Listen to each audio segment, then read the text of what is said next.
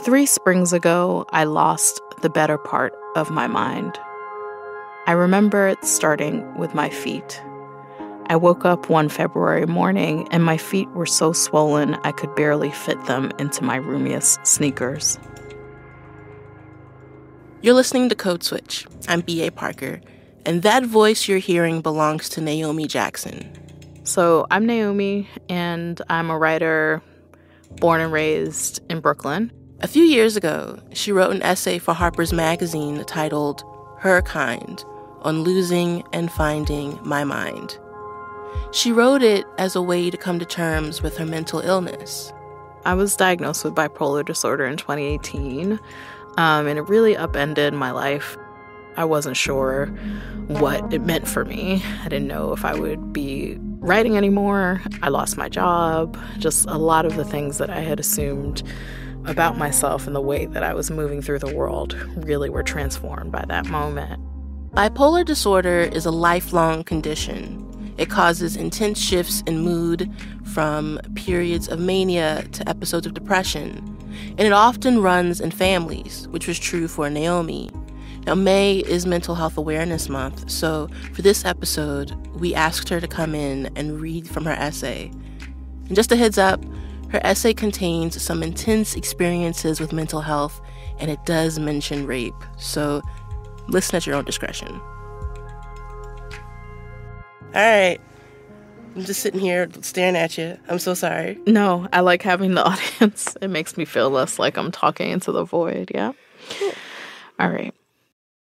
Her Kind on losing and finding my mind. I was once someone who people would describe as steady, the kind of friend you turn to for advice on buying an apartment or negotiating your salary. The year before I became sick, I started tumbling. From February to May of 2018, I felt profoundly unmoored, alternately joyful and inconsolable, fearful and invincible. I had never felt so free or so impulsive. My whims and emotions led me. My feelings were snakes that whipped me around. Some days, having a cigarette and a cup of coffee from the bodega, light with milk and 1 teaspoon of sugar, was the only thing that could cheer me up. What the world saw most was my rage. I'm typically a mild-mannered person who's slow to anger, patient to a fault, a pushover even. I hate confrontation. But that spring, I was furious. It was as if the weight of every unsaid thing and every unaddressed slight had built up in my body and was being released in one intense burst. I was mad, and I had a lot to say. A wrong look or word was an invitation to spar. I cursed people out across boroughs.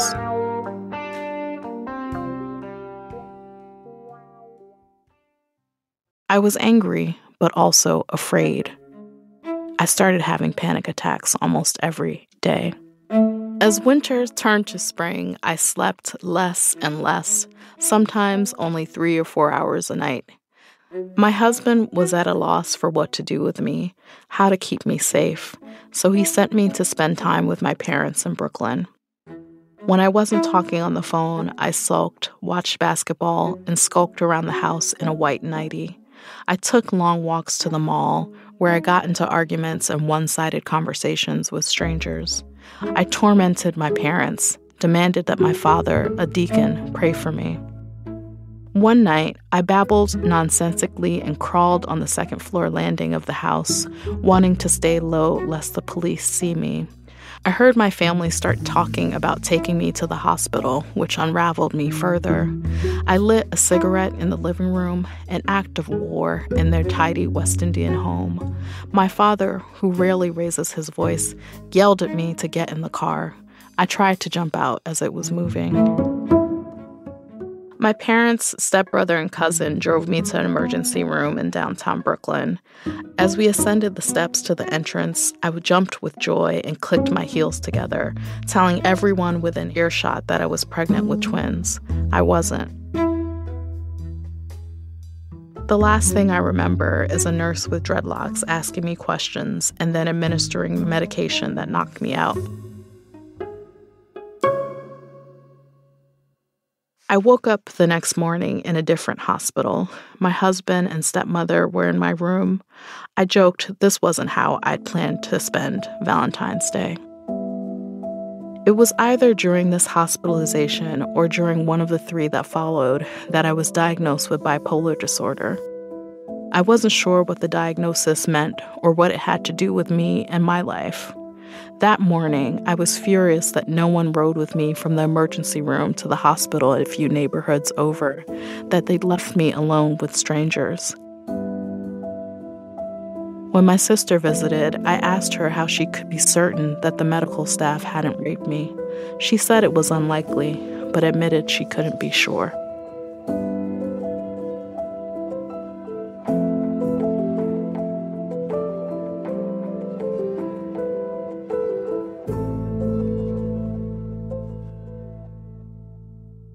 I read in another piece you wrote that one of racism's subtlest legacies is to make it harder for Black people to know when our fears are rational. And I can imagine when you woke up in this strange hospital and had just been diagnosed with bipolar disorder, that you were probably really disoriented. And as a Black woman, those fears you were feeling are backed by history. So what was it like for you trying to decipher what were fears based in the reality of racism and what were paranoid thoughts that were symptoms of your illness? That's a fantastic question, right? A friend of mine says the function of racism is to make people feel crazy. Listen. And so I think, like, what I talk about in the essay is waking up in this hospital room on Valentine's Day and just being completely unmoored, just not having any sense of what happened to me, how I got there. I'd been knocked out for over 12 hours by that point. And I write then in the essay about wondering, like, well, what if someone assaulted me? And my sister's like, well, we don't think that happened. And I'm like, how do you know? Right? And so I think that it was difficult to decipher that. And I think at several points in my illness, I was trying to present my professional self, even as I was unraveling, because I was convinced that that was the way that I could protect myself. That kind of shameful survival instinct of respectability. Yeah. I mean, and I have a critique of respectability, right, in my life. You know, I talked to someone recently. She's like, I always dress well when I go to the doctor because I want to be treated fairly. And I'm like, well, if a doctor is racist, they're going to treat you poorly even if you show up in a tuxedo. But we have to try to be treated well. And the legacy of racism teaches us that we have to employ these strategies in order to be treated well. When I was in the hospital for the longest period, for 2 weeks, I think I felt like maybe if the doctors knew that I'd published a book, maybe if they knew that I was smart in some way, then they would speak to me with some respect and treat me well. And maybe I'd even get out quicker. In 1972, my beloved maternal grandmother was admitted for the first of many times to the psychiatric hospital in Barbados, known colloquially as Jenkins, after the former plantation on which it sits. Everything that is old is evil in Barbados, someone once told me. Nowhere is the truth of that statement more evident than at Jenkins, officially Black Rock Psychiatric Hospital, where patients in varying stages of distress and dissociation wandered the same grounds their ancestors may have toiled. My grandmother was a loving, generous woman who doted on me and my older sister. She was always the first person to call us on our birthdays and insisted that people traveling from Barbados to Brooklyn bring us her exceptional Bajan sweetbread. She was also intense. On an intake interview for a nursing home, she described herself as aggressive, one of the many reasons why her stay there was short. Granny called my father and stepmother's house at all hours of day and night, looking for somewhere to park her worries. My sister and I didn't have a name for Granny's ailment until after she died. On a visit to Jenkins, we met with a psychiatrist who had cared for her, and she showed us records that stretched back nearly 40 years to the early 70s. My mother has the same diagnosis. Her stays in American psychiatric facilities began in the 90s, not long after she lost custody of my sister and me. In her best moments, my mother was an attentive parent with serious ambitions for her children. She sewed black dolls, assigned summer book reports, and took us to the library religiously.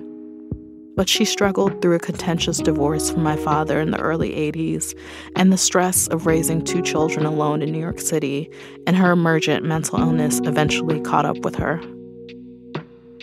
By the time I was 8 years old, my mother was no longer herself.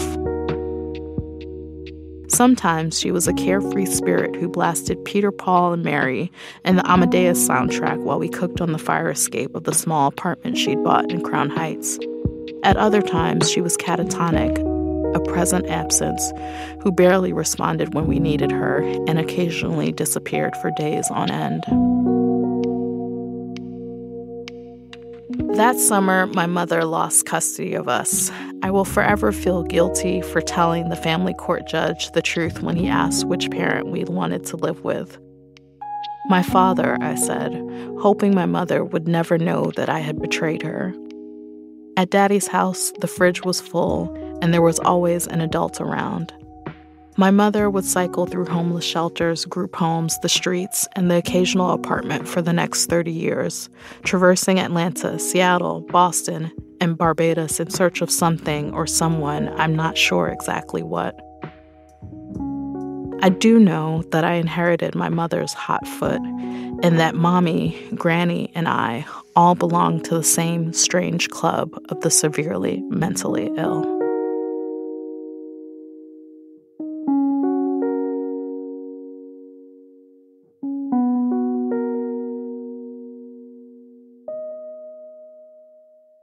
Coming up, more of Naomi Jackson's story.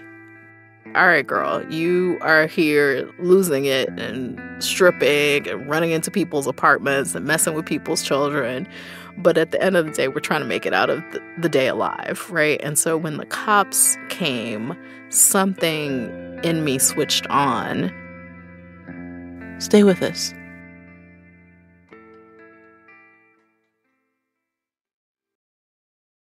Parker.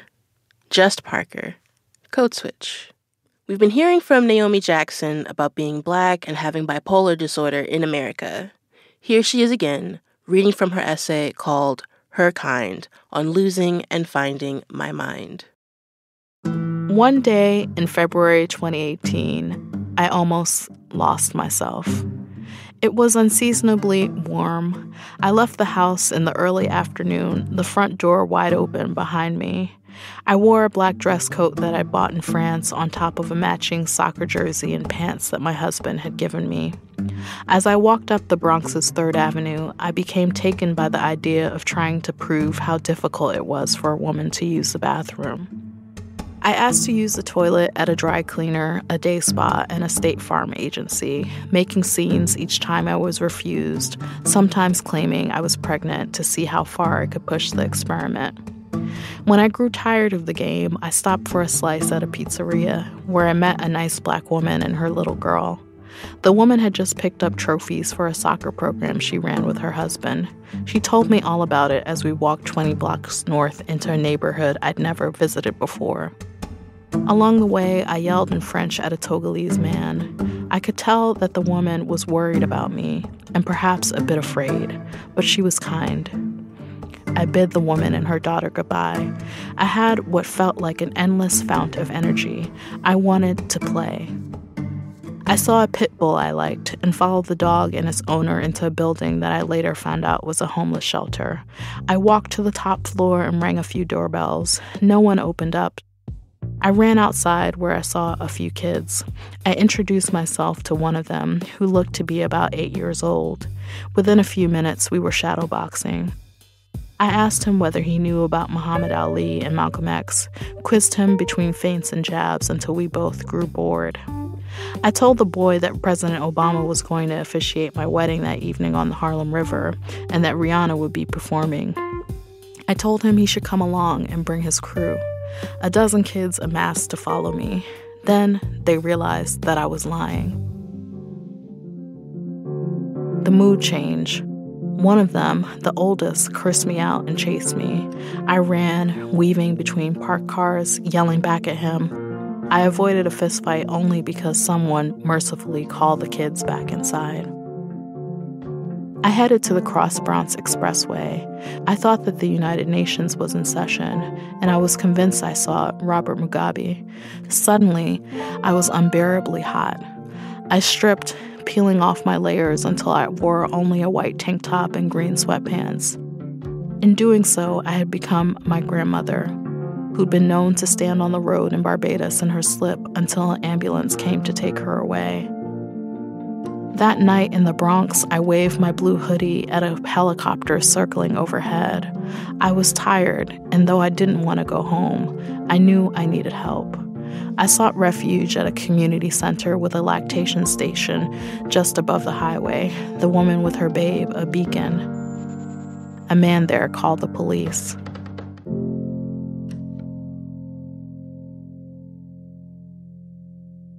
I had enough presence of mind to know to be afraid when the cops arrived. I knew that when mentally ill Black people spiraled, sometimes they didn't make it out of encounters with the police alive. In 2012, Sharice Francis took her last breath in her Jamaican parents' Queens basement after she was tackled by 4 police officers. In 2013, Miriam Carey, a Black woman with postpartum psychosis, was killed by police officers after driving her car into a restricted area near the White House. Her 13-month-old was in the back seat. In March 2020, Daniel Prude was pinned to the ground and died of asphyxiation after the police stopped him as he ran naked through the streets of Rochester. And that October, Walter Wallace Jr. was gunned down in Philadelphia while his wife tried to stop the cops by telling them he was mental.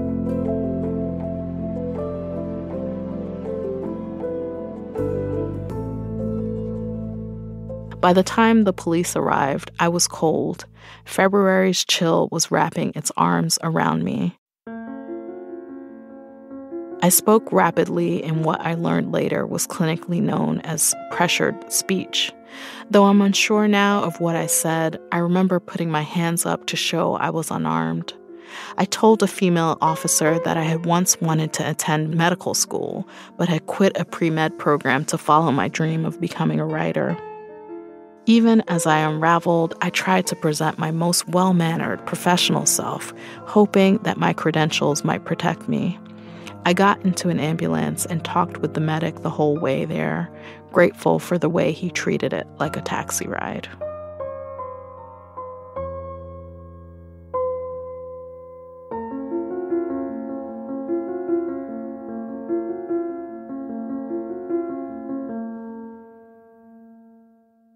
In that moment, when the police were called, you were aware enough to understand that your life was in danger. Do you think that awareness was sewn into your mania, or was it a piece of reality piercing through?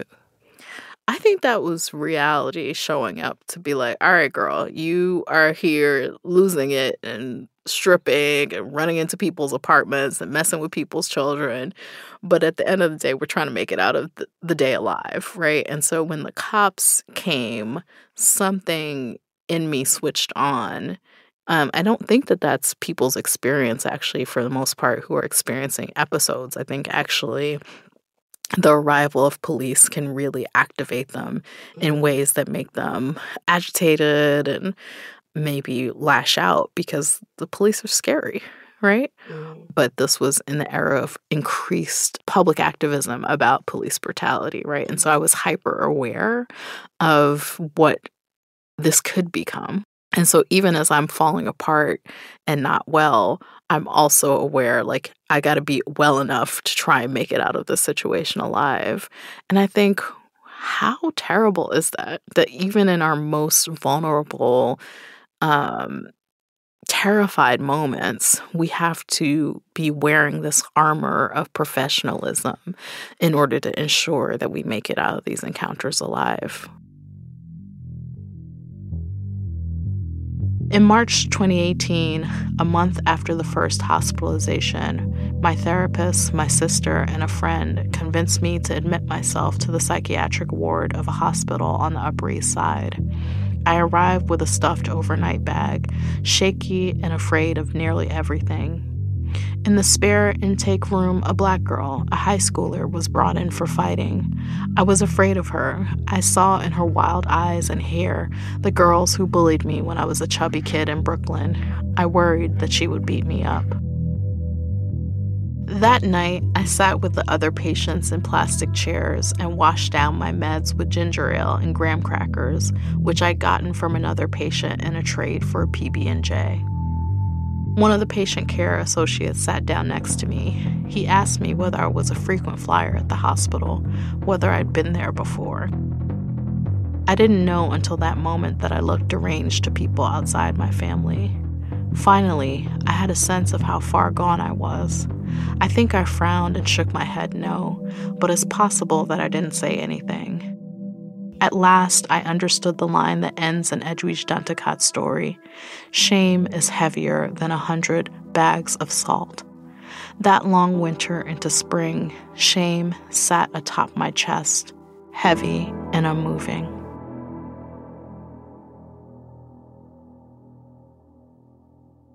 Shortly after I was released from the hospital, my mother came to visit.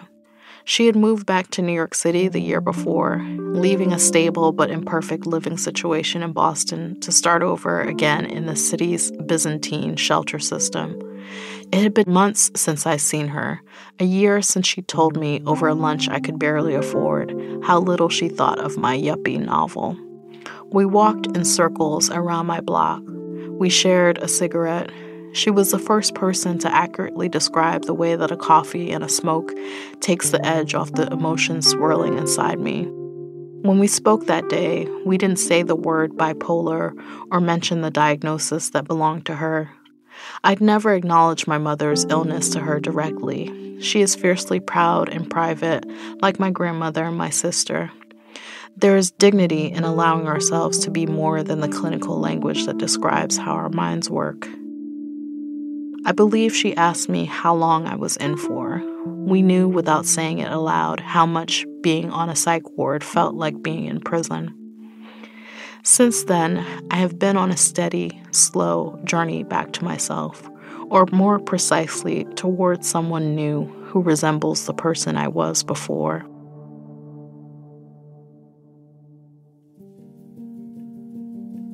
I stopped taking psychiatric medications when I got pregnant in the summer of 2019, and I have remained off them while I breastfeed my child. I'm somewhat in awe that the postpartum months have not plunged me into another crippling depression or sent me flying into another bout of mania.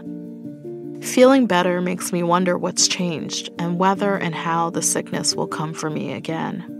Although I hope there won't be a next time, I'm not naive enough to believe that I am so exceptional as to be spared. A study in the American Journal of Psychiatry indicates that the likelihood of relapse within 5 years for people with bipolar disorder is more than 70%. When the next time comes, as I know it will, I pray for the patience and presence of my beloved community. I pray that I will not alienate my friends and family, that they will still want to walk with me, sit with me, listen to me. I know that what I needed the most when I was sick were compassionate, alert witnesses, people to listen and help keep me out of harm's way.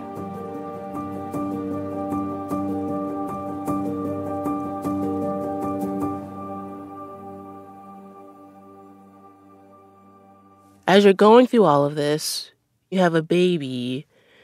How do you think about the future for you and your child now? I feel extremely committed to my own wellness in order to be a good parent to my child. And so I think that I feel a profound responsibility as a parent to not tap out. Because I think a 2-week hospitalization like the one I had in 2018 was hard, but that could be catastrophic with a small child involved, right?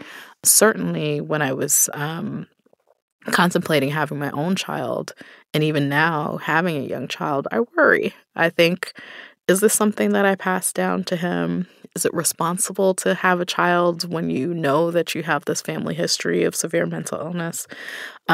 Will I be up to the task of getting him help if it does turn out to be something that he has to deal with? I don't know. All these questions are certainly a part of my life. He's so young that I don't have language to talk to him about what my illness means. Yeah. But I imagine one day we'll have to have that conversation. And I'll figure out age-appropriate language to have it. But that feels important to me too, right? To raise a child who is both aware of their mom's situation and aware of what it means to have a mom with a disability and kind to other people who have disabilities, right? Recently, a friend asked me how I came to be doing so well. The answer is deceptively simple. Rest, childcare, therapy, meaningful work, healthier relationships.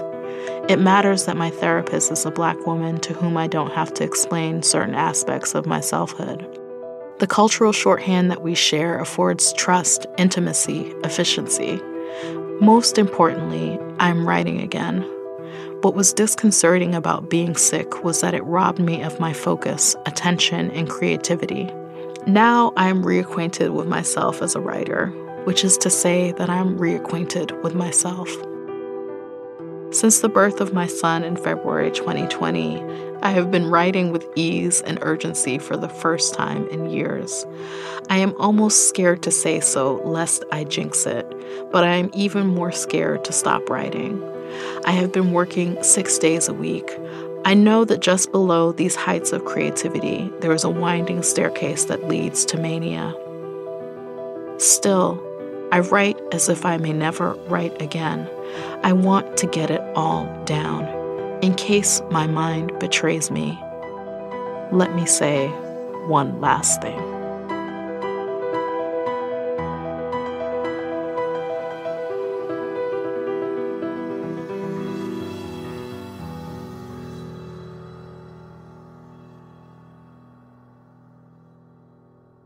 Naomi, thank you so much for telling your story. Thank you so much for having me. And that's our show. You can follow us on Instagram at NPR Code Switch. If email is more your thing, ours is codeswitch@npr.org. And subscribe to the podcast on the NPR One app or wherever you get your podcasts. Just wanted to give a quick shout out to our Code Switch Plus listeners. We appreciate you and thank you for being a subscriber. Subscribing to Code Switch Plus means getting to listen to all of our episodes without any sponsor breaks. It also helps support our show. So, if you love our work, please consider signing up at plus.npr.org/codeswitch. This episode was produced by Kamari Devarajan. It was edited by Courtney Stein. Our engineer was Robert Rodriguez. Episode art was designed by L.A. Johnson. A big shout out to the rest of the Code Switch massive: Dalia Mortada, Jess Kung, Christina Kala, Jean Demby, Steve Drummond, Lori Lizaraga, Verlyn Williams, and Leah Danella. You might have noticed a few names are missing from our credits this week. We've had to say goodbye to a couple of people who have meant so much to our team. Karen Grigsby Bates is a founding member of Code Switch, and her voice and charm have been such an influential part of how we sound. Episodes like The Women Behind the Montgomery Bus Boycott or What's in a Karen are just a glance at what will be missed. And a huge thank you to Alicia Jung Perry, who spent the last few years being an integral part of Code Switch, reporting out and producing valuable episodes like Screams in Silence and One Korean American's Reckoning. We thank you for everything, and we're going to miss you very much. I'm B.A. Parker.